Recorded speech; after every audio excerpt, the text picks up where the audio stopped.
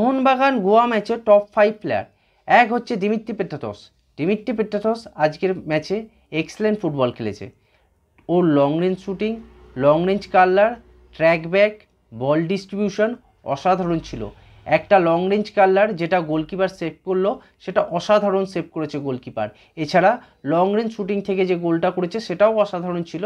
এছাড়া looping shoot যেটা করলো, যেটা একটুর জন্য গোল মিস হলো, সেটাও কিন্তু অসাধারণই করেছিল দিমিত্রি পেট্রাতস।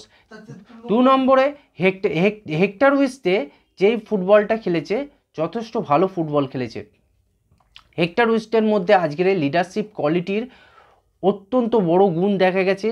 হেক্টর উইস্টের আজকের অ্যান্টিসিপেশন, হেডিং, ক্লিয়ারিং, ডিস্ট্রিবিউশন সবই এক্সেলেন্ট ছিল এবং ফিজিক্যালিটি এক্সেলেন্ট ছিল। গোয়ার অন্যান্য প্লেয়াররা অ্যাটাকে যখন আসছিল, হেক্টর উইস্টের ফিজিক্যালিটিটাও অত্যন্ত গুরুত্বপূর্ণ একটা ভূমিকা নিয়েছে।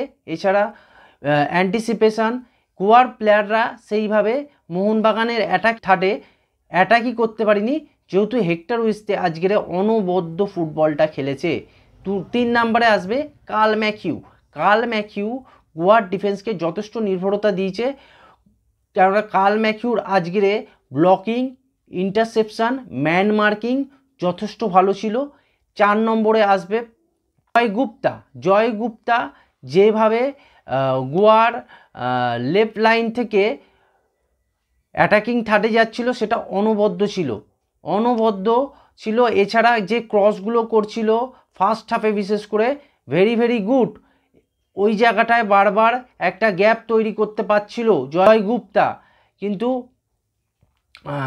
জয় গুপ্তা আজকের ম্যাচে যথেষ্ট ভালোই পারফরমেন্স করেছে। Passing, anticipation, long range shooting, interception brilliant ছিল। এছাড়া 5 নম্বরে আসবে ব্র্যান্ডন ফার্নান্ডেস আজকের ম্যাচে যথেষ্ট ভালো ফুটবল খেলেছে, যথেষ্ট ভালো বল ডিস্ট্রিবিউশন করেছে, ভালো ক্রসিং রেখেছে। এছাড়া মাঝ মাঠে অ্যান্টিসিপেশন ভালোই ছিল, যথেষ্ট ভালোই ছিল।